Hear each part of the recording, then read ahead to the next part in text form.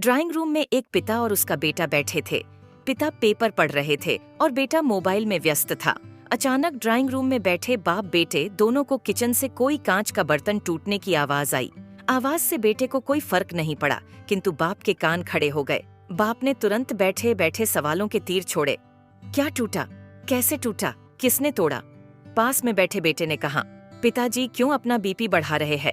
मैं यही से बता सकता हूँ कि कांच का बर्तन किससे टूटा होगा। बाप ने कहा, बेटा बीपी तो बढ़ेगा ना, क्योंकि वो बर्तन फिर से खरीद कर तो मुझे ही देना पड़ेगा। चलो तुम बताओ बर्तन किसने तोड़ा होगा? बेटे ने कहा, माँ से टूटा होगा। पिता ने पूछा, क्यों मेरी बीवी, क्यों तुम्हारी बीवी क्यों नहीं?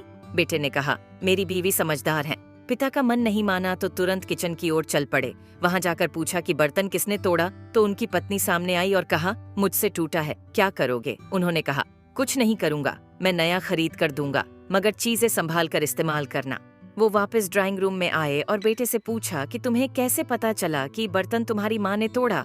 बेटा में जवाब दो, अगर बर्तन बहू से टूटता तो पीछे से तुरंत डांट की आवाज सुनाई देती, मगर बर्तन उनसे टूटा, इसलिए पीछे कोई भी आवाज नहीं आई।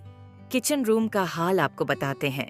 ससुर के जाते ही बहू ने सास के पैर पकड़ लिए और कहने लगी, माँ जी आप बहुत अच्छी हैं, हर बार आप मेरी गलतियां छुपा देती हैं।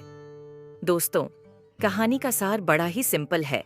अक्सर हम लोग किसी भी सिचुएशन के बारे में अपनी अपनी धारणाएं पहले ही बना लेते हैं और सोचते हैं कि वही सच है, मगर ज्यादातर बार ऐसा नहीं होता।